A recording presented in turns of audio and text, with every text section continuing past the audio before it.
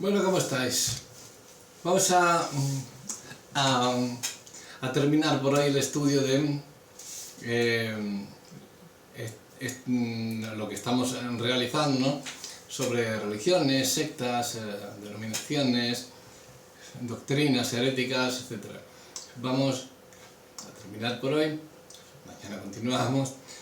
Creo que hemos dejado algo un poquito, vamos dejando uno o dos cada día, depende cómo sean los estudios de largos, de cada, los vamos haciendo lo más simplificados posible, pero a la vez que tengan también peso suficiente para que podáis debatiros vosotros, batiros en duelo como D'Artagnan, con la espada de Dios, como David, los valientes de David contra el pueblo enemigo de Dios. Entonces estamos dando este tipo de estudios. Yo lo considero a veces, cuando yo comencé a darlos, a recibirlos me refiero, yo siempre lo he considerado como armas que Dios me estaba dando, no como armas para atacar, sino armas para protegerme. Si veis la armadura de Efesios, que nos da Cristo en Efesios 6, veis que todas las armas que nos da son de defensa. Solamente hay una que es de ataque, que es la palabra de Dios. No vamos a estar defendiéndonos siempre, no, hay que pegar un estacazo y decir, pegar de vez en cuando, como digo yo, un puñetazo encima de la mesa y que salten todos los bolígrafos ahí encima y decir, aquí tiene razón Dios. Aquí no mandas tú ni manda nadie. Fuera de aquí, Satanás, en el nombre de Jesús. Y estas son armas, ¿por qué no? Para nuestro bien, nuestra protección y a la vez para nuestra protección y hacer que vengan más hasta los pies de Cristo, a la vez que quien quiera herirnos o herir a otras personas, atacar también nosotros y decirlos, cuidado, tenéis respuesta ya para ello también, ¿no? Es lo que os estamos tratando de dar a entender. Vamos hoy con la Iglesia Adventista del Séptimo Día. Con la Iglesia Adventista del Séptimo Día. Primer domingo de Adviento, segundo domingo de... Esto también tiene muchos seguidores, mucho engaño. Esto es una denominación cristiana, abre comillas, fundada por seguidores de un tal Guillermo Miller y otros cristianos, amiguetes. Esperaban la inminente segunda venida de Cristo, en base a lo que nos dice Daniel. En el capítulo, lo tenía apuntado y no lo encuentro, creo que era el capítulo 8 y el capítulo 9, no lo encuentro. Sí, Daniel capítulo 8 y el capítulo 9, versículo 24, sí. Esperaban la inminente segunda venida de Cristo según, en base a lo que Daniel nos dice ahí, ¿no? Lo esperaban para el 21 de marzo del 1943, en plena Segunda Guerra Mundial. Entonces todos los discípulos de esta religión abandonaron sus trabajos y fueron donde estuvieran. No sé si los que abandonaron los trabajos luego los recuperaron o no, eso ya es otra cosa. Pero abandonaron todos los trabajos y fueron a esperar lo profetizado por Guillermo Miller. ¿Qué pasó? Guillermo, ¿qué pasó? No sucedió nada. Por lo que los jefes de la organización se escondieron, avergonzados por su falsa profecía. Elena de White, suena el nombre, ¿verdad? Estaban todos los fregados esperando a su oportunidad y la encontró. Fue la sucesora y empezó a criticar a Guillermo Miller y estableció, ella como profetisa estableció otra fecha que era el 22 de octubre del 44, como la fecha en que regresaría Jesucristo.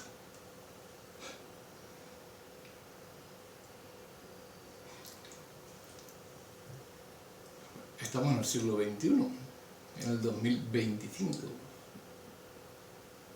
a mediados, más de mediados ya, y hasta la fecha no se ven nada, Elena de White, pero sí que hay sucesores y gente que sigue en la iglesia adventista del séptimo día. Siguen habiendo adventistas, sabiendo que están en una mentira, y siguen yendo a esas iglesias, guardan el sábado. Yo le he mencionado varias veces a un amiguete mío, pastor argentino, que cuando coincidimos y él me dijo que le ayudara y tal, abrir la obra. Yo encantado, además que es una persona excelente. Las reuniones, los cultos generales los teníamos los sábados por la tarde.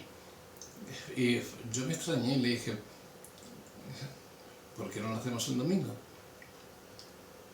Porque para mí, tú puedes hacerlo cuando quieras, martes, porque lo hacemos también muchas veces, cultos martes, jueves, viernes de jóvenes, sábado de hombres solos, o miércoles para las damas, para las mujeres. En fin, hay diferentes actividades que nos ocupan toda la semana en la iglesia, sobre todo a los que estamos involucrados y que tenemos ese privilegio de poder estar todos esos días con el Señor y con su obra y con todo.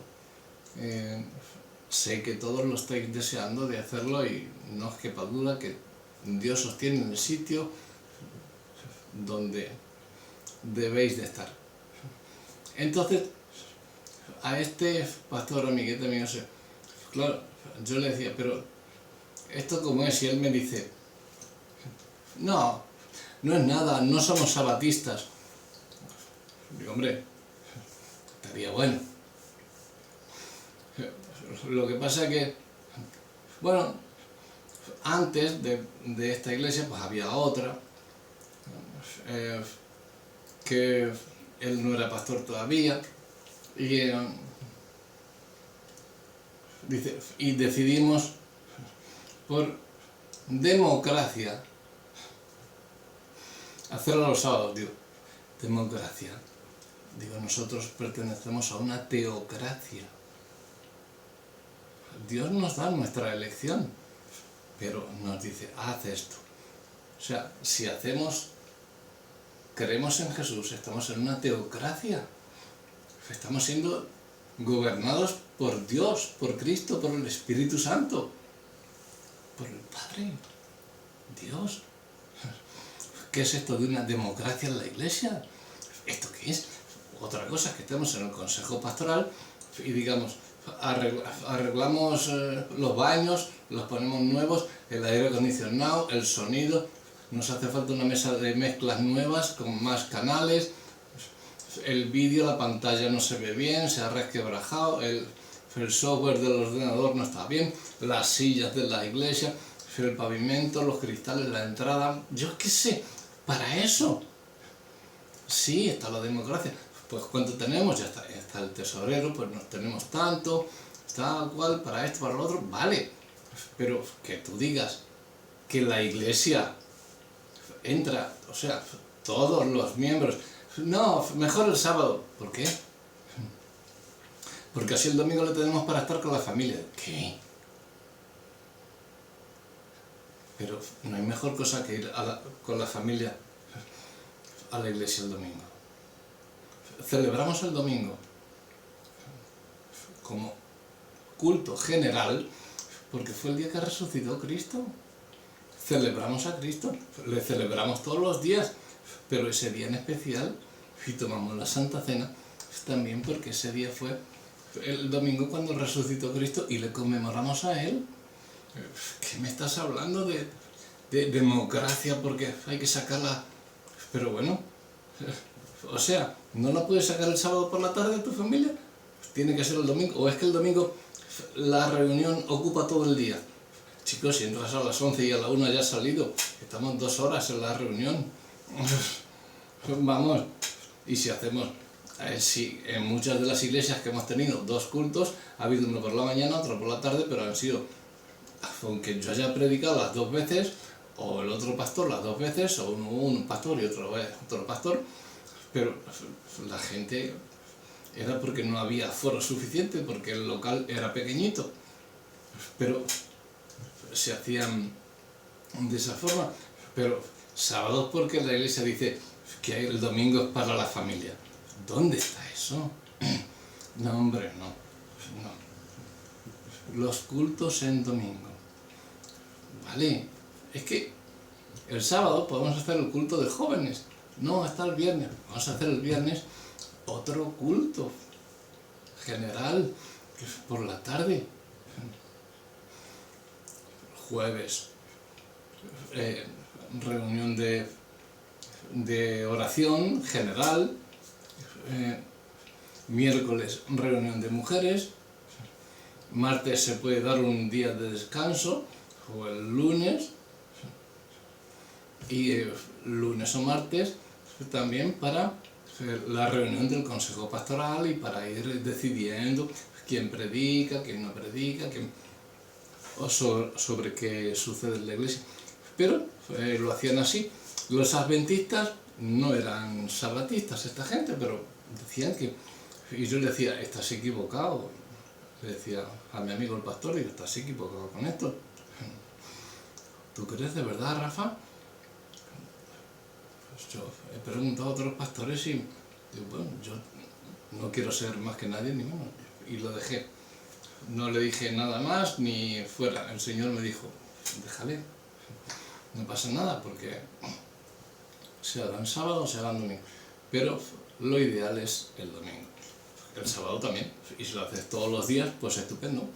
O sea, pero esta iglesia adventista es sabatista. O sea, que celebran el sábado, no que celebran el culto en el sábado. No, el sábado. El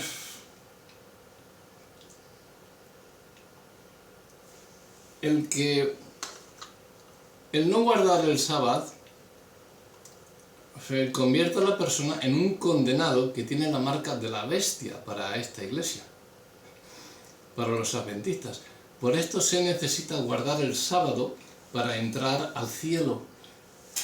Ahora vamos a ver Génesis 2, versículos 2 al 3, o Éxodo 20, 8 al 11, y comparadlo. Acerca de esto debemos considerar el problema para la gente, es que no podían trabajar e hicieron normas acerca de cómo vestir, de cómo comer, de cómo andar en ese día. Tantas normas hicieron que se olvidaron que el séptimo día era para consagrar al Señor. Éxodo 31, 12 al 17 dicen que guardar el pacto del día sábado perpetuo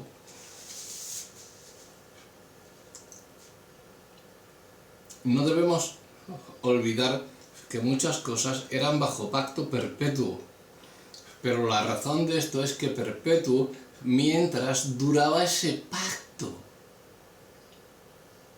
¿Ok? Ahora no estamos bajo ese pacto. Ahora estamos en el nuevo pacto. Ahora somos cristianos. No somos judíos, que es a los que se los encomendó esa orden en Éxodo de celebrar el sábado al pueblo judío. Nosotros somos cristianos, gentiles, del nuevo pacto, no del viejo pacto. Por eso no olvidemos que muchas cosas que dicen pacto perpetuo, no creamos que es por siempre, no, pacto perpetuo mientras dure ese pacto. Ya ha venido uno que ha cumplido todo ese pacto, toda esa ley, todos esos profetas, y ha hecho un nuevo pacto en su sangre. Ese es al que yo pertenezco, y creo que tú también.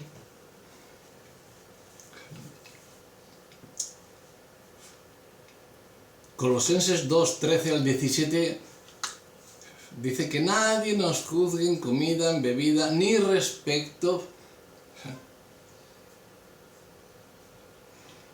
de guardar este día. El Señor Jesús clavó las ordenanzas de la ley en la cruz. Él las cumplió. Entonces, ¿aceptamos al Señor Jesús o no? Aceptamos al Señor Jesús. Y por su cumplimiento de la ley. Hemos cumplido la ley con Jesús. La ley fue hecha para llevarnos hasta la gracia. Para darnos cuenta de que éramos pecadores. Y necesitábamos un Salvador. Ya le tenemos a Jesús. Eso es para lo que nos valió la ley. La ley es muerte. Nadie puede cumplir toda la ley. Y el que se haga culpable en un punto, es culpable de todos. Por lo que, ¿qué le espera? La muerte. Gracias a Jesucristo, que me ha traído la vida con el nuevo pacto en su sangre, sacándome de la ley de muerte y entrando en la ley de vida, en la gracia. Nosotros también la cumplimos. Romanos 3:28 dice que el hombre es justificado por la fe en Jesucristo, no por las obras de la ley. Los sabáticos, o sabatistas, como queráis decirlo, afirman que su libro fundamental es la Biblia. También afirman que los escritos de Elena de White son inspirados por Dios. ¡Fua! Tela. Sus libros son, entre otros, El conflicto de los siglos, Profetas y reyes, El deseo de las edades, Principios fundamentales, todos sacados de una mente calenturienta y no inspirados por la palabra de Dios, por Dios mismo. Tiene 44 imprentas que entregan material en más de 200 idiomas.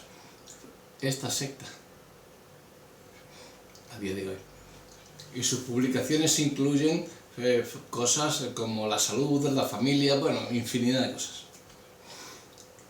El adventismo practican el legalismo exacerbado, o sea, hasta lo sumo. Son legalistas, pero legalistas, más que Moisés.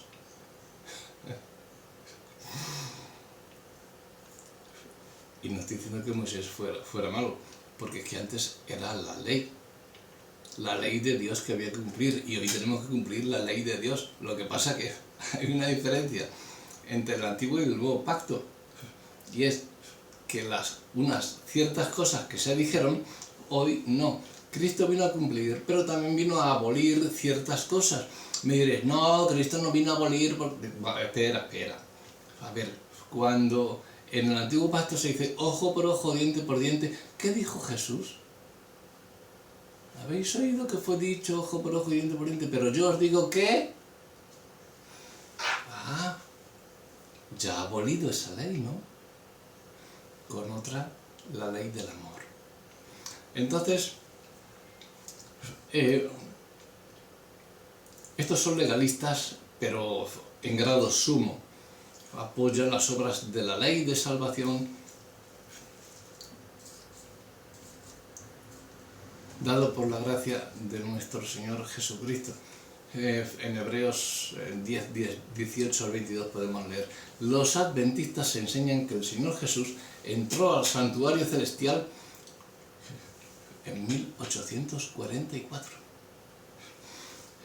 Cotéjalo con Hebreos 6, 19 al 20. Dice que el Señor entró al lugar celestial, luego que subió la resurrección. ¿Cómo? ¿Qué es eso de subir la resurrección? O resucitas o subes. quizá es subir de la tumba. Bueno. Cristo es el sumo sacerdote, Hebreos 9, 23 al 26, Efesios 2, 8 y 9, por lo que nadie puede entrar al cielo confiando en sus obras. Según los sabáticos, nadie puede tener la seguridad de la salvación, ya que el perdón vendrá después del juicio.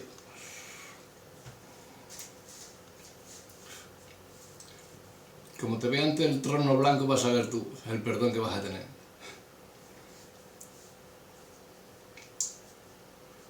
Hebreos 10:10, Colosenses 2:13, porque estos dicen que el perdón vendrá después del juicio. ¿Cómo que el perdón? El perdón ya te ha sido dado. Ahora tú eliges si hacer lo malo o lo bueno. Si haces lo bueno estás perdonado, si haces lo malo no vas a estar perdonado, porque conoces y no lo haces. Y Santiago 4:17 nos dice que al que sabe hacer bien las cosas y no las hace, le es pecado. Nadie puede entrar al cielo confiando en sus obras. Según los sabatistas, nadie puede tener la seguridad de la salvación.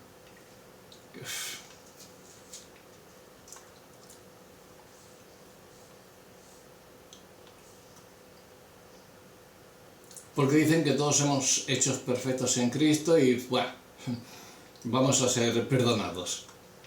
No somos perfectos. Los adventistas dicen que la expiación y la obra de Cristo no es completa aún, hasta después del juicio. Primera de Juan 1:7 dice lo contrario, en el sentido que la sangre de Cristo nos limpia de todo pecado, no después de la muerte. Ahora. Afirman que los muertos están en una inconsciencia total, que las almas de los justos duermen hasta el día de la resurrección, en un estado de silencio, de inactividad. Es una continuación de otra pequeña introducción que dimos sobre la iglesia también adventista, testigos de Jehová, mormones y todo esto. Para que no se nos olvide y para que tengamos un poquito más de consistencia. Filipenses 1, 21 al 24 dice que el estado de la muerte es mucho mejor que estar vivo. Segunda de Corintios 5:1 dice que en Dios tenemos una nueva morada en los cielos. Lucas 16 relata que Lázaro y el rico estaban conscientes cuando murieron. ¿Os acordáis la parábola del rico y Lázaro? Pues Lucas 16 dice que estaba consciente. Uno, el tormento divino, o sea, el tormento del infierno, y otro en el lugar divino, en el seno de Abraham. Lázaro en el seno de Abraham, pero los dos conscientes, después de haber muerto, de haber partido. Practican un estilo de vida conservador, rechazan las bebidas alcohólicas, el tabaco, el baile, el café, las comidas que pueden dañar la salud. Romanos 14:1-5, 14:17 al 21, comparadlo, por favor, para que veáis y saquéis conclusiones vuestras. No quiero sacarlas yo, ni tampoco quitar tiempo leyendo los versículos. Bautizan por inmersión y solamente a creyentes con suficiente edad. Enseñan que Satanás y los demonios serán aniquilados y destruidos completamente juntamente con los incrédulos. Esto no es así de acuerdo a la palabra de Dios. Mateo 25:46, Marcos 9:42 al 48, enseñan que el sufrimiento es por todos los siglos, eternamente y para siempre. No van a ser destruidos para siempre. No van a ser destruidos completamente. Van a ir a un lugar de tormento eternamente. Los que pequen, y vosotros estáis en ese camino. no vosotros que me estáis escuchando, a estos. Bueno, si alguien sigue a esta secta, que sepáis el camino donde os estáis metiendo. Podemos ver Apocalipsis 14, 10 al 11, también respecto a lo que estamos enseñando, que el sufrimiento es por todos los siglos, es eterno. Respecto de la destrucción de Satanás, podemos ver Apocalipsis 19, 20 y 20, versículos 2, 7 y 10. Dejamos aquí a los adventistas, que ya hemos hablado todo esto, y terminamos hoy con el ecumenismo. La palabra ecumenismo deriva del griego oikumene, que significa lugar habitado por la humanidad. Este término fue usado por el Imperio Romano para referirse a la totalidad de las tierras conquistadas. Por su parte, dentro del ámbito cristiano, la palabra ha sido usada más bien para referirse a un movimiento emprendido por un grupo de iglesias con la intención de unificar diferentes denominaciones cristianas. Ecumenismo. Tened cuidado con los que hablan de una cumbre empírica, de una cumbre ecuménica, global, apostólica. Cuidado, porque esos son sectas disfrazadas. Ahí no está Dios. Si bien esto presenta aparentes ventajas, hombre, que todos estamos unidos en el ecumenismo, esto es como pretender globalizar el mundo, cultura por cultura. Todos tenemos nuestra cultura y nuestros pensamientos aparte de la cultura, o sea, es humanamente imposible el llegar a hacer esto. Cuanto más en temas espirituales, hay mucha tela que cortar. Entonces, esto presenta aparentemente algunas ventajas, pero el problema ha estado en que estas iglesias han tratado de enfatizar la unión de esto que estamos hablando, de diferentes denominaciones. Han tratado de enfatizar la unión basados en el amor a Cristo, pero a expensas de la verdad. O sea, sacrifican la verdad para que la gente vaya a Cristo, y Cristo es la verdad.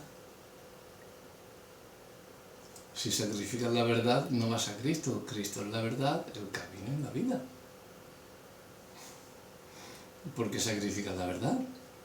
Y la quitas para llegar a Cristo en unidad. No, tienes que ir con la verdad por delante. Si no, estás mintiendo. Lo que queremos decir con esto, lo que os quiero dejar con todo esto, lo que todos queremos decir y queremos que siga abrir los ojos, es que diferentes denominaciones cristianas, que a veces difieren enormemente en lo que creen, y algunas de las cuales se han desviado de manera significativa de la verdad, han pretendido unir denominaciones bajo un mismo paraguas, lo cual es una imposibilidad, porque la verdadera doctrina es Jesucristo. Enseguida que te apartas de eso, estás predicando la mentira. No puedes unir. Cristo no tiene ninguna unión con Belial. Somos agua y aceite. Si bien es cierto que Cristo oró en Juan 17, 21, horas antes de su crucifixión, para que todos sean uno, como tú, oh Padre, estás en mí y yo en ti, no es menos cierto que Cristo no estaba pretendiendo con eso unir a los cristianos a expensas de lo que es su verdad. En esa misma oración, en Juan 17, 17, Cristo dijo: santifícalos en la verdad, porque tu palabra es verdad. De manera que para lograr una verdadera unificación de las iglesias, tendríamos que ponernos de acuerdo primordialmente con lo que es la verdad de Cristo. Solo hay una. No unos por aquí, otros por allá, unos pentecostales, otros presbiterianos, otros tal, otros adventistas. Solo hay una. El movimiento ecuménico, esto es muy de los papas católicos romanos, el ecumenismo viene de ahí. Este movimiento, aunque yo he visto también pastores ecuménicos, evangélicos, o que se llaman evangélicos, que dicen que vamos a una cumbre ecuménica, que yo soy evangélico, ecuménico, católico, no romano, pero católico, soy... chico, eres de todo, pero se te olvida decir que eres cristiano. Yo esto se lo he oído más de 2 veces a un pastor, y un pastor que fue uno de los que me enseñaban a mí. Bueno, de los que estaban en la iglesia donde yo me crié.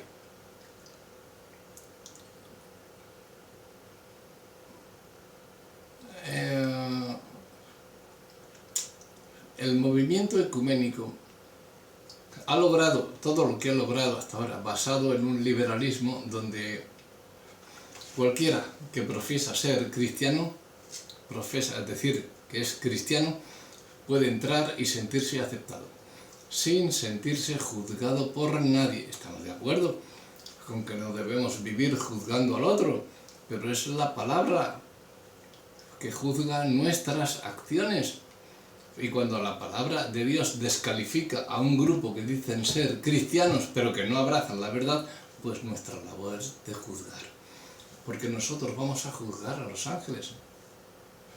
Cuanto más las cosas de aquí abajo, ya lo he dicho siempre, que no tengamos pecado en nosotros. Somos santos y tenemos la potestad y la obligación de juzgar a ese que lo está haciendo mal. Finalmente, quiero hacer la salvedad de que con frecuencia una iglesia no crea exactamente 100% igual cada una de las cosas que otra iglesia crea. Pero esto no implica que estas dos iglesias no puedan tener comunión, hermandad, trabajar juntas, amarse, admirarse la una a la otra, ayudarse. Lo que sí estoy tratando de comunicar es que hay verdades fundamentales del Evangelio que no pueden ser negociables. Y cuando iglesias llamadas cristianas negocian las verdades fundamentales del Evangelio, que lamentablemente no nos queda otro camino que no sea el de divorciarnos de esas asociaciones, de esas que se llaman iglesias. Y pedirle a Dios que pueda restaurar la verdad en el seno de las mismas. Bueno, para concluir, hoy estas creencias que hemos repasado, que afirman ser cristianos en sus creencias y en sus prácticas, mientras que dan más autoridad a otras escrituras que a la Sagrada Biblia, enseñando doctrinas que contradicen la misma palabra de Dios, y tienen creencias que nunca fueron enseñadas por Jesucristo. Muchas de estas religiones tienen en común con nosotros algunos preceptos morales importantes de la Biblia. Sin embargo, a la luz de los puntos mencionados, se demuestra que hay muchas diferencias fundamentales e irreconciliables entre el cristianismo bíblico y las falsas doctrinas. Entendemos que estas diferencias no deben impedir que los cristianos tratemos con bondad y respeto a estos religiosos o sectarios, pero no podemos considerarlos hermanos y hermanas en Cristo. Por mucho que te guste la chica de la Iglesia de los Santos de Jesucristo de los Últimos Días, nuestra hermana. La Biblia nos advierte que vendrán falsos profetas, quienes predicarán otro evangelio con otro Jesús, atestiguado por otro espíritu. 2 Corintios 11:4 y 13:15, Galatas 1:6 al 9.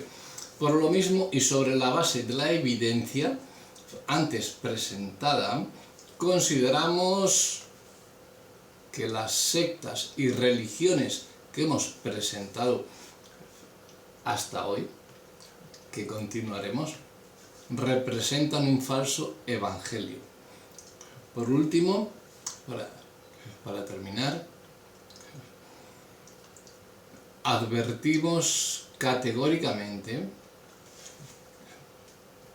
yo como cabeza visible y mi grupito pequeñito pero con mucha fuerza, advertimos categóricamente que no puede razonablemente nadie llamar cristianos a quienes faltan a la palabra de Dios.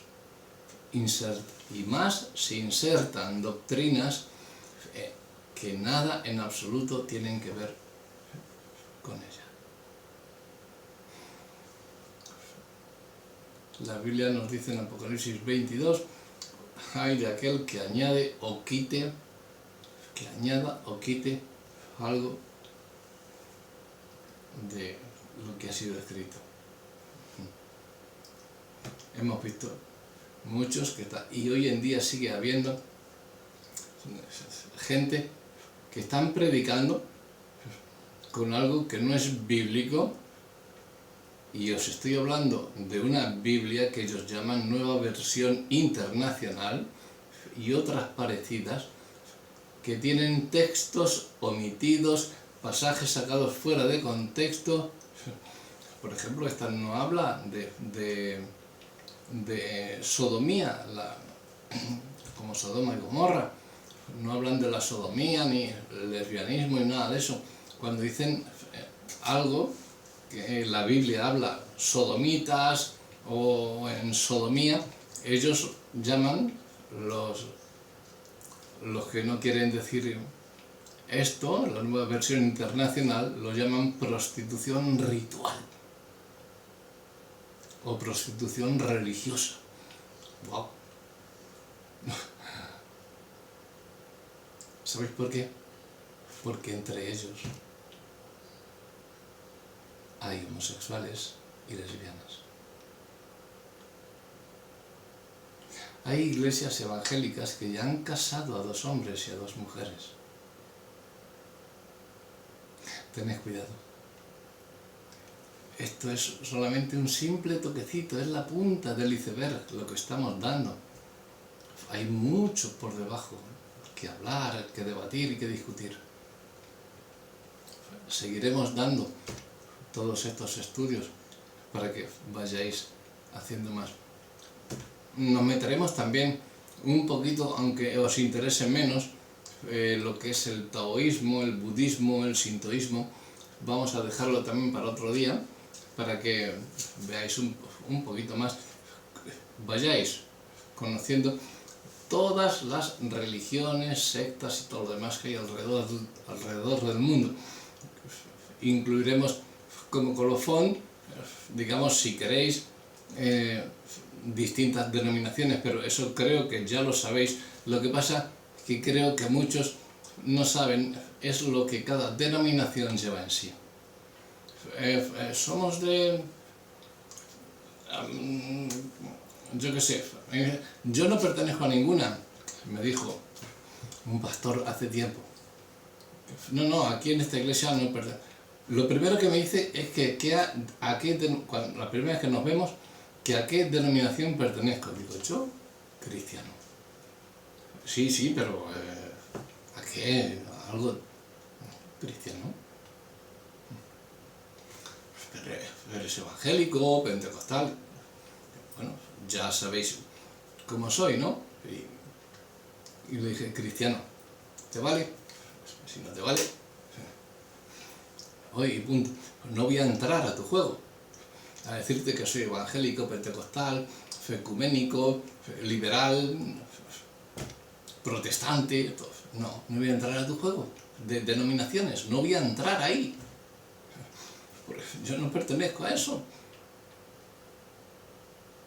¿Somos evangélicos? Sí, desde Cristo, no desde la Reforma. Yo no soy protestante. Comulgo con algunas ideas de los protestantes, pero no soy protestante, porque no comulgo con otras ideas. Y eso pasa en todas las iglesias. Lo que pasa es que no hay mentalidad para creer, o quizá para decirlo, porque si lo dices te van a echar del puesto donde estás y te van a quitar el ministerio. Porque a los jefazos no les gusta que digan eso, porque los estás quitando. Muchas iglesias son negocios y por eso digo que a los jefazos los quitas el negocio. Pero si tú ahora mismo dices no. Pero por eso precisamente no nos podemos unir en ese ecumenismo que decían. Así que tened cuidado con el ecumenismo, porque las denominaciones están al orden del día y están creciendo cada día mucho más. Seguiremos con otras religiones, con otras doctrinas heréticas, con otras denominaciones, para que sabemos cuáles son todas las denominaciones, algunas, pero quiero entrar también en religiones del Islam, por ejemplo, que le conozcáis también un poquito más, el taoísmo, el budismo, el sintoísmo, en religiones orientales, también que las conozcáis. No es malo el saber no ocupar lugar, y de verdad que hay algunas cosas que deberíamos de aprender también para el vivir, no para meterlo en la Biblia, sino para el vivir y ser siempre mejor persona. Pero ¿de dónde vamos a aprender? Si ya tenemos el mejor ejemplo en Jesús.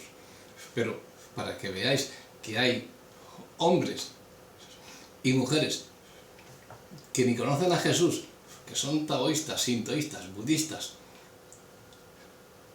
y hacen cosas que Jesús hizo y que Jesús mandó, para que veáis quién es el verdadero Dios. Por eso hablaremos también de esas religiones, de sus actos, de sus creencias y de lo que los mueve. Hasta entonces, que tengáis un muy buen día. Bendiciones.